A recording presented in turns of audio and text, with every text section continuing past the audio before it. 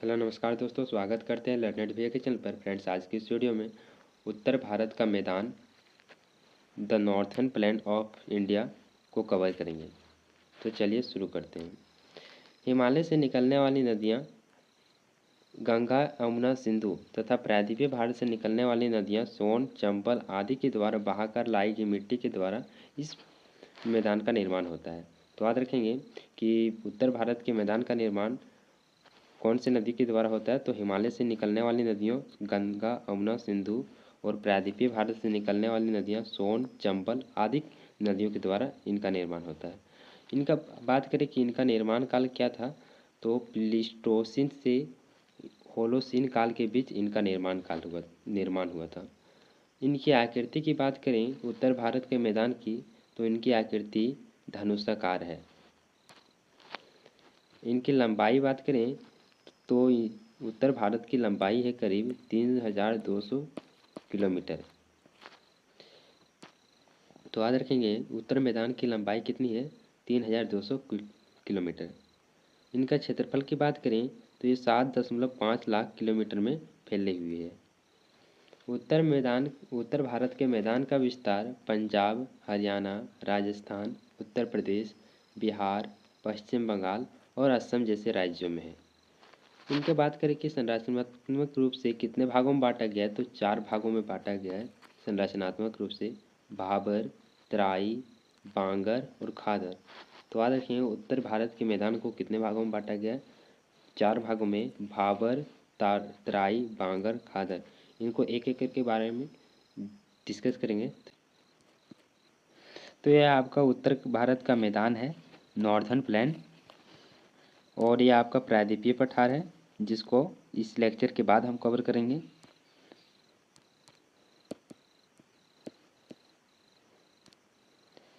इसमें देख सकते हैं कि ये गंगा नदी है। गंगा नदी के द्वारा इन उत्तर मैदान का निर्माण हो रहा है। गंगा नदी की सहायक नदी घाघरा, गंडक, कोसी, तीस्ता, चंबल, यमुना, सोन जैसी नदियों के द्वारा उत्तर मैदान का निर्माण होता है। तो आप ये देख सकते हैं, ये आपका उत्तर भारत का मैदान है और उत्तर भारत के मैदान को 4 भागों में बांटा गया है। भावर, ये आपका भावर हो गया पहला, दूसरा ये तराई हो गया, तीसरा आपका बांगर हो गया ये तीसरा, और चौथा ये आपका खादर। तो वही है, इस मैप में भी है वही बात। तो ये भाबर हो गया आपका भाबर, दूसरा आपका ये तराई, ये बांगर हो गया तीसरा आपका, और चौथा ये आपका खादर। तो ये हम लोगों ने 3 को पढ़ा। इसका निर्माण मुख्य रूप से सिंधु, गंगा और ब्रह्मपुत्र नदियों के द्वारा लाए गए अवसादों से होता है। पहला है भाबर क्षेत्र। भाबर क्षेत्र शिवालिक हिमालय के दक्षिण में स्थित है। तो ये आपका शिवालिक हिमालय है और शिवालिक हिमालय से निकलने वाली नदियाँ के द्वारा लाए गए कंकड़ पत्थर और जिस क्षेत्र में जमा होते हैं उस क्षेत्र को भाबर क्षेत्र कहा जाता है। तो ये आपका शिवालिक हिमालय हो गया, और शिवालिक हिमालय से निकलने वाली नदियों के द्वारा लाए गए कंकड़ पत्थर और जिस क्षेत्र में जमा होते हैं उस क्षेत्र को क्या कहते हैं? भाबर क्षेत्र। का विस्तार की बात करें भाबर क्षेत्र का, तो इसका विस्तार सिंधु नदी से लेकर तीस्ता नदी तक है। और इसका चौड़ाई की बात करें फ्रेंड्स, इसकी चौड़ाई है 8 से 10 किलोमीटर के बीच में। याद रखेंगे तो फ्रेंड्स कि भाबर क्षेत्र की चौड़ाई कितनी है, तो 8 से 10 किलोमीटर। भाबर क्षेत्र में मोटे पत्थर, कंकड़, बजरी पाए जाते हैं। तो याद रखिए भाबर क्षेत्र में क्या पाए जाते हैं, तो मोटे मोटे पत्थर पाए जाने लगते हैं और कंकड़ पाए जाते हैं। इस क्षेत्र में नदियाँ क्या होने लगती है, तो इस क्षेत्र में नदियाँ कंकड़ और पत्थर के कारण नदियाँ विलुप्त हो जाने लगती हैं, यानी नदियाँ दिखती नहीं है। तो याद रखेंगे कि किस क्षेत्र में नदियाँ नहीं दिखती है उत्तर भारत के मैदान में, तो भाबर क्षेत्र में नदियाँ नहीं दिखने लगती है। इस क्षेत्र में कृषि नहीं की जा सकती है। तो याद रखेंगे उत्तर भारत का ऐसा कौन सा क्षेत्र है जिसमें कृषि नहीं की जा सकती है, तो याद रखें भाबर क्षेत्र में कृषि नहीं की जा सकती है। तो ये आपको 6 पॉइंट्स को आपको याद रखना है कि शिवालिक के दक्षिण में स्थित है भाबर, और इसका विस्तार सिंधु नदी से तीस्ता नदी के बीच में। इसकी चौड़ाई की बात करें तो 8 से 10 किलोमीटर के बीच में इसकी चौड़ाई है। और भाबर क्षेत्र में मोटे पत्थर पाए जाते हैं और इस क्षेत्र में नदियाँ क्या हो जाती है, विलुप्त हो जाती है, यानी दिखने नहीं लगती है। इस क्षेत्र में कृषि नहीं की जाती है।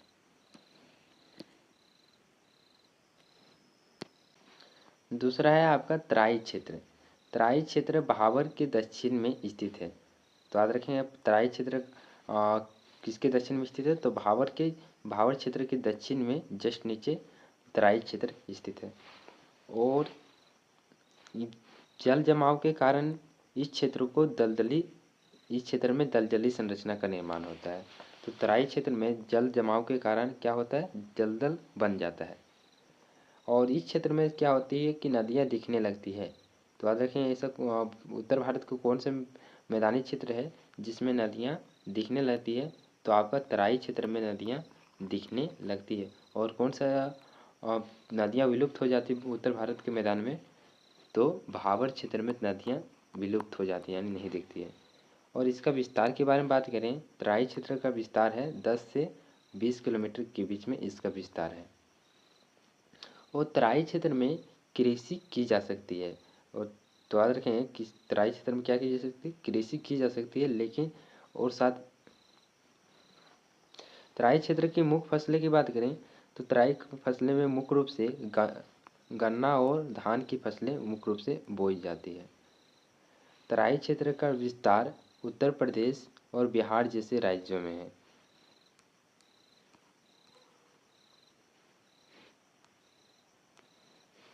तीसरा है आपका बांगर। बांगर के निर्माण पुरानी जलोढ़ मिट्टी से हुआ है।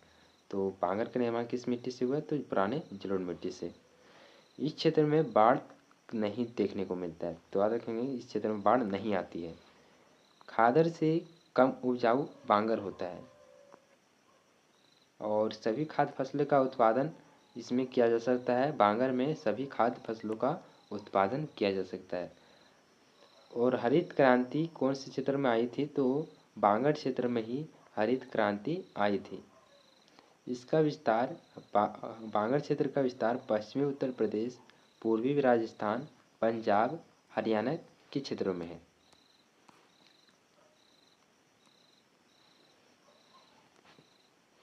खादर नदी के पास वाला क्षेत्र जहाँ बाढ़ आती है खादर क्षेत्र कहलाता है। तो इसमें खादर क्षेत्र में क्या होता है, बाढ़ आती है। लेकिन वही बात करें कि बांगर क्षेत्र में क्या था कि बाढ़ नहीं आती है। इनका निर्माण नई जलोढ़ मिट्टी से हुआ है। तो खादर का निर्माण किस मिट्टी से हुआ है, तो नई जलोढ़ मिट्टी से। याद रखिएगा, इस क्षेत्र में बाढ़ आती है और नदी के पास होने के कारण इस क्षेत्र में क्या होती है, बाढ़ आती है। ये पॉइंट तो वही है, इसलिए इसका पॉइंट ये बांगर का पॉइंट था, इसलिए मिस्टेक से यहाँ पर आ गया। तो सर्वाधिक उपजाऊ क्षेत्र ये खादर जो है वो सर्वाधिक उपजाऊ क्षेत्र है और इसका विस्तार पूर्वी उत्तर प्रदेश, बिहार, असम और पश्चिम बंगाल में है।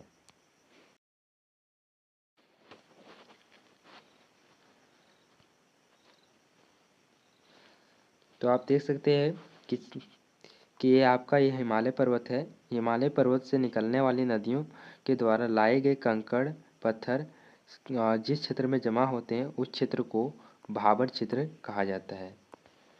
भाबर क्षेत्र के बाद निकलने वाली नदियाँ के द्वारा क्या हो दलदल का निर्माण होता है, उस क्षेत्र को तराई क्षेत्र कहा जाता है। तो याद रखेंगे कि भाबर क्षेत्र के बाद जिस नदियाँ तराई क्षेत्र में प्रवेश करती है और उस क्षेत्र में क्या होता है कि दलदल का निर्माण होता है और इस क्षेत्र में नदियाँ दिखने लगती है। भाबर क्षेत्र में नदियाँ विलुप्त हो जाती है। तराई क्षेत्र के बाद नदियाँ नदी घाटी में प्रवेश करती है। जैसे कि आप देख सकते हैं कि ये घाटी में बह रही है और ये घाटी में बहते हुए इसके निकट के भाग को खादर कहा जाता है और दूर के भाग को बांगर कहा जाता है। इस मैप भी में वही है कि यह आपका हिमालय हो गया। हिमालय से निकलती है नदियाँ, नदियों के द्वारा लाए गए कंकड़ पत्थर को भाबर कहा जाता है और भाबर से निकलने वाली नदियों के द्वारा दलदल का निर्माण होता है, उस क्षेत्र को तराई कहा जाता है। और नदियाँ जब खाड़ी में प्रवेश करती है तो खाड़ी के नज़दीक के भाग को खादर कहा जाता है और दूर के भाग को बांगर कहा जाता है। तो ये आपका इस मैप में भी वही है कि आपका ये नदी ये घाटी में बह रही है और घाटी के नज़दीक के भाग को, ये आपका नज़दीक है और इस नज़दीक के भाग को क्या कहा जाता है, खादर, और दूर के भाग को भांगर कहा जाता है। तो याद रखेंगे, यानी कि नदी के निकट के बालू वाले भाग को क्या कहा जाता है, खादर, और दूर के भाग को क्या कहा जाता है, खादर। तो यहाँ यही बात है कि बांगर और खादर के बारे में यहाँ दिया है। डेल्टा, तो नदी के मुहाने का भाग डेल्टा कहलाता है। याद रखेंगे फ्रेंड्स, मुख्यधारा विभिन्न शाखाओं में बढ़ जाती है, यानी डेल्टा क्या होते हैं, डेल्टा की नदियाँ इस क्षेत्र में विभिन्न शाखाओं में बढ़ जाती है। जैसे कि उदाहरण गंगा का डेल्टा या ब्रह्मपुत्र का डेल्टा और सुंदरबन डेल्टा उदाहरण है ये आपका। इस भूभाग का आकार साधारणतः त्रिभुज जैसा है। इसका नाम डेल्टा इसलिए पड़ा क्योंकि इसका आकार यूनानी वर्णमाला के डेल्टा अक्षर त्रिभुज से मिलता है। उत्तर भारत के विशाल मैदान का विभाजन दो भागों में किया गया, भौतिक संरचना के आधार पर पहला, दूसरा पारदर्शी विभाजन के आधार पर। हम लोगों ने भौतिक संरचना के आधार पर भाबर, तेराई, बांगर, खादर और डेल्टा का अध्ययन किया। अब हम लोग अध्ययन करेंगे पारदर्शी विभाजन के आधार पर। पहला राजस्थान का मैदान, दूसरा पंजाब व हरियाणा का मैदान, तीसरा है गंगा का मैदान और चौथा ब्रह्मपुत्र का मैदान। गंगा के मैदान को तीन भागों में बांटा गया है, उच्च गंगा का मैदान, दूसरा मध्य गंगा का मैदान, तीसरा निम्न गंगा का मैदान। पहला भाग है आपका राजस्थान का मैदान। राजस्थान का मैदान का विस्तार अरावली पर्वत के पश्चिम में है। तो याद रखें, राजस्थान का मैदान का विस्तार किस पर्वत श्रृंखला में है, तो अरावली पर्वत श्रृंखला के पश्चिम में है। यह मैदान मुख्य रूप से राजस्थान में स्थित है। राजस्थान मैदान का एक बड़ा भाग बालूका स्तूप से ढका हुआ है। तो याद रखेंगे, राजस्थान मैदान का बड़ा भाग किससे ढका हुआ है, तो बालूका स्तूप से ढका हुआ है।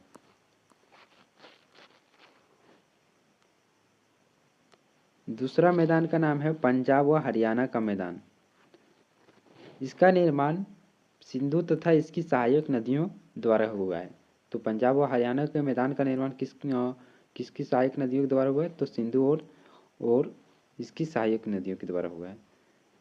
इसका भौगोलिक विस्तार भारत पाकिस्तान दोनों में है, लेकिन सर्वाधिक बात करें कि पंजाब का मैदान का विस्तार सबसे ज़्यादा पाकिस्तान में है।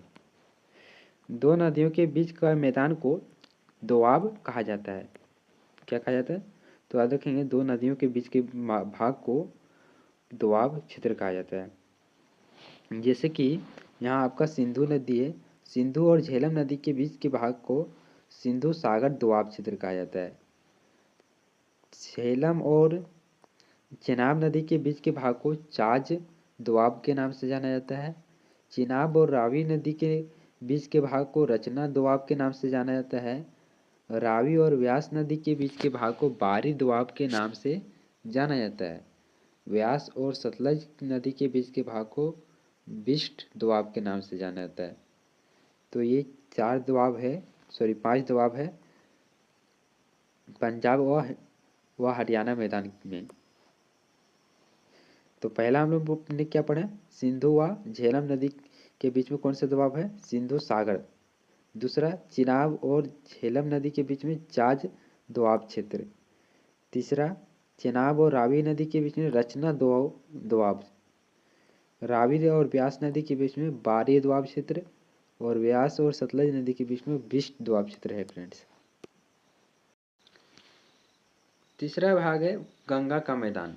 गंगा का मैदान का विस्तार यमुना नदी से लेकर बांग्लादेश असम सीमा तक 1400 किलोमीटर में फैला हुआ है। तो याद रखेंगे कि गंगा मैदान का विस्तार कितना किलोमीटर में है, तो 1400 किलोमीटर में इनका विस्तार है और यमुना नदी से लेकर बांग्लादेश तक है। गंगा के मैदान को 3 भागों में बांटा गया है। पहला है आपका उच्च गंगा का मैदान, दूसरा मध्य गंगा का मैदान और तीसरा निम्न गंगा का मैदान।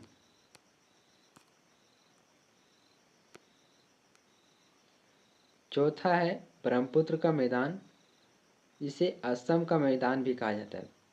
तो याद रखेंगे कि असम के मैदान के नाम से कौन से मैदान को जाना जाता है, तो ब्रह्मपुत्र के मैदान को असम के मैदान के नाम से जाना जाता है।